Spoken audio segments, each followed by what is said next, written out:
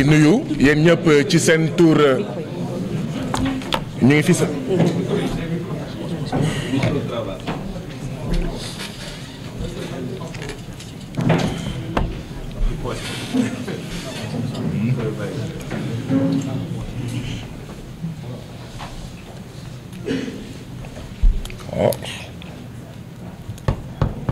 est-ce que baax na mbokk yi maa ngi leen di nuyuwaat yéen ñëpp ci seen tur ak seen sant di gërëm liggéeykat yi nga xam ne ñoom ñoo bokk ci syndicat yi fi nekk di gërëm seen taxawaay ak njàmbaar bi nga xam ne moom moo leen màndargaal gërëm leen ci seen invitation ay jàmbaar yu góor ak yu jigéen ñoo fi nekk moo tax sama xel mënul ñàkk dem ci benn jàmbaar bi nga xam ne jamono yii passé dafa dem wuyu ji suñu borom muy SG Ahmed Dieng ma doon ñaan ñu def benn simili ñaan ak silence benn simili ñaan ñu ñaanal ko yàlla suuf woyof ci kawam yàlla xare ko aljana yu gën a kawe mu nekkoon koo xam ne liggéey naa ak moom ay weer ci dossier Expresso mu gaañu yëguma ko ñu toog defe naa benn ay bés ma soog ko yëg mu métti ma loolu ndax xamoon taxawaayam ci Expresso xamoon taxawaayam ci secteur télécommunication xamoon taxawaayam ci dem ba jeex ci jafe-jafe liggéeykatu Expresso en particulier et des travailleurs du secteur en général muy une grande perte ma leen koy jàllee sama teewaay fii c'est aussi pour lui jébbal sama njaal ci seen kanam yéen ñëpp ci li ñu bokk ñu ñàkk ko muy Ahmed Dieng benn simili de prière s'il vous plaît.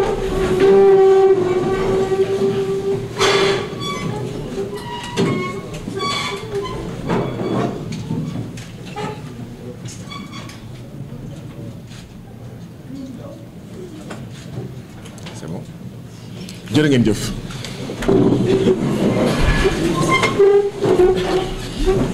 jërë ngeen jëf sama teewaay fii nag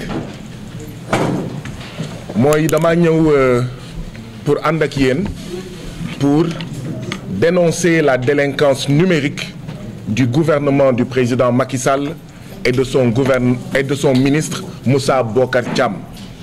Dénoncer la délinquance numérique du ministre Moussa Bocar Thiam.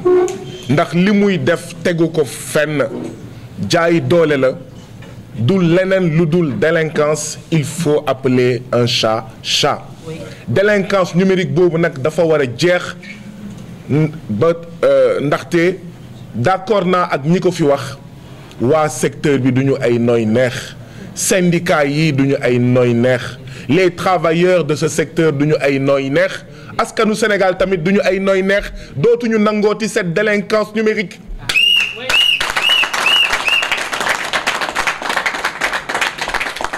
moo tax ñu rafetlu seen taxawaay nag bettuñu ndaxte bi ñu commencé liggéey ak yéen defe naa ay atum 2014 2015 bi ñuy liggéey ensemble ci lu ñu doon woowee le patriotisme économique ñoom Mamadou Mbodj ñu ngi sama ginnaaw. coordonnateur F24 Eliman Abikan mu ngi sama ginnaaw jiite Lex Africa ak ñoom seen ñun ñëpp ñoo àndoon ak syndicat yi ak seen syndicat ci li ñuy woowee patriotisme économique taxawaay bii ngeen am nii tey nag dafa bokk ci patriotisme économique dafa bokk ci patriotisme tout court ndaxte seen taxawaay c'est pour sauvegarder des emplois. Comment dans un pays boo xam ne nee nañ téeméer boo jël ci petite et moyenne entreprise yi juróom benn fukk ak ñeent yi balaay ñetti at ñu dee ñu gaañu ñu faatu ñu sukuraat nga mën a def jëfinu délinquance numérique yi nga xam ne mooy taxawaayu le ministre Moussa Bocar Thiam. Comment la ñu mën a am taxawaay boobu 64% des petites et moyennes entreprises meurent avant 3 ans ba pare weer bu nekk nga dagg benn yoon benn fan internet bi nga teg ko fan nga ne da ngaa bëgg a créer emploi rawatina emploi pour des jeunes ngay dagg internet bi te xam nga ne nous sommes dans une économie fortement numérique. 300 000 nouveaux jeunes demandeurs d'emploi chaque année sur le marché du travail, 30 000 emplois créés, un gap de 270 000 ba pare ngay def jëfin yi moo tax ñu ngi rafetlu seen taxawaay ñu ngi leen di jaajëfal ndaxte lii mooy patriotisme économique. Un syndicat des travailleurs, c'est pas seulement pour des intérêts de travailleurs. Un syndicat des travailleurs, c'est pas seulement pour des intérêts corporatistes. Encore que am ngeen sañ-sañ défendre seen intérêt waaye li nga xam ne moo rafet yanj ci bés bi mooy intérêt de tous les Sénégalais, de toutes les Sénégalaises ngeen di défendre tey. Bravo et félicitations à vous. taxawaay yii mooy réconcilier le peuple sénégalais avec les syndicats.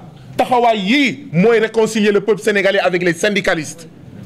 Iba Diagne Diagne yàlla na ko yàlla yërëm da doon wax ne sendi xëble dafa am sendi xëble duñu ay syndicalistes de sendi xëble dañuy xëble waaye duñu def tous askan wi taxu leen jóg liggéeykat taxu leen jóg. sendi xaalis waxuma syndicaliste syndicaliste il a écrit un livre Iba Diagne Diagne un grand monsieur du mouvement syndical mu ne sendi xaalis dafa am defuñu syndicalisme de sendi xaalis mu ne syndicalisme dafa am. Et vous êtes des syndicalistes. Bravo et félicitations à vous.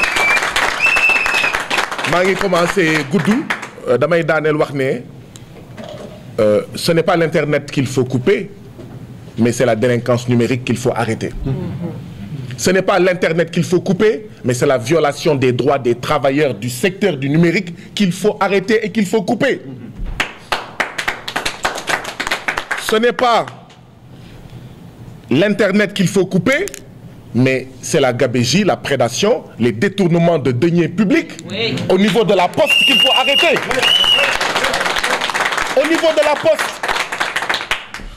Et je suis heureux de le dire ici dans la poste où on s'apprête à supprimer près de plus de 2000 emplois. ndax lan ay directeurs yuy sàcc suñu xaalis yuy luubal suñu xaalis ñu xam ko di campagne suñu xaalis ba liggéeykatu poste yi seen payoor di tardé ba liggéeykatu poste yi liñ daan am ñu leen koy jox tabaski korité weeru koor rentrée scolaire amatuñ ko. ma dugal mission d'information pour la poste ñu ne ñoo lànk ñoo bañ kenn du def assemblée nationale du def mission d'information pour xam li xew ci poste ngeen foog ne dëgg la. Ce n'est pas l'internet qu'il faut couper mais ce sont les pratiques de détournement de deniers publics qui affectent les travailleurs qui affectent les Sénégalais. Et en parlant de la poste il faut parler des travailleurs de la poste mais il faut parler des Sénégalais yi nga xam ne ndeysaan weer bu dee bu nekk ñu ngi rang ba tokki ba damm ba tàyyi devant la poste mënuñu jot seen xaalis bés bu nekk ay Sénégalais ñu ngi may bind ne ma ça fait des mois mënuñu jot suñu xaalis ana suñu xaalis. Mais c'est ça qu'il faut couper. C'est ça qu'il faut régler. Si le gouvernement du président Macky Sall et ce délinquant numérique de Moussa Bocar Thiam faisait preuve d'autant de zèle que bi muy def pour dagg internet bi mu def ko pour régler le problème de la poste pour régler les autres problèmes auxquels sont confrontés les travailleurs de ce secteur kon on serait dans un paradis. Et c'est à ça que nous l'invitons. C'est à ça que nous l'invitons. Son zèle à couper internet à menacer des emplois à menacer des petites et moyennes entreprises na ko def ci régler li xew poste ci régler li xew feneen ak feneen du internet moo rey Landing Camara Alpha Tunkara ak Modou Gueye mais c'est un scandale c'est un deuxième assassinat que fait Moussa Bocar Thiam naan que bés yi nga xam ne on a coupé internet il y a pas eu de mort mais c'est une insulte à la mémoire de ces 3 martyrs. Est-ce que jamono colonisation bi sénégalais yi doon xeex mu am ay sénégalais yuy dee internet dafa amoon est-ce que dans les années 60 70 80 93 2000 et cetera sénégalais yi di dee dafa amoon internet. C'est quoi cette volonté de faire de la désinformation d'associer internet et assassinat? Nous dénonçons cela fortement nañu jël seen responsabilité fi may daanele nag mooy SG interpellé naa gouvernement bi sur la situation au niveau de Free Sénégal ndaxte yëg ngeen ne Free Sénégal jamono yële passé dañoo jaay ay actions ni mu tëddee woon mooy le groupe Saga Holding composé de Axian 40%, NJJ 40% ak Yérim Sow 20% ñoo racheté woon Tigo am na ñeenti weer ci ginnaaw NJJ dafa jël ay actions jox ko Axian mu retrouvé avec 80%. On parle de patriotisme économique lan moo tax waxuñu ay Sénégalais ñu jënd ko lan moo tax lu nooy lu neex lu baax ci Sénégal ci secteur numérique ñu bëgg ko jox ay doxandem ñuy nekk ay jaam yu ñuy diri te duñu taamu suñu ndong fu mu dal.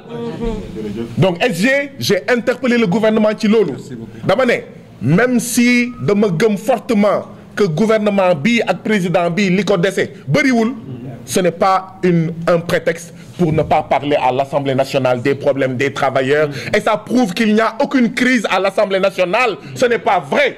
La seule crise, c'est le report de l'élection présidentielle, le coup d'État constitutionnel. Je vous remercie.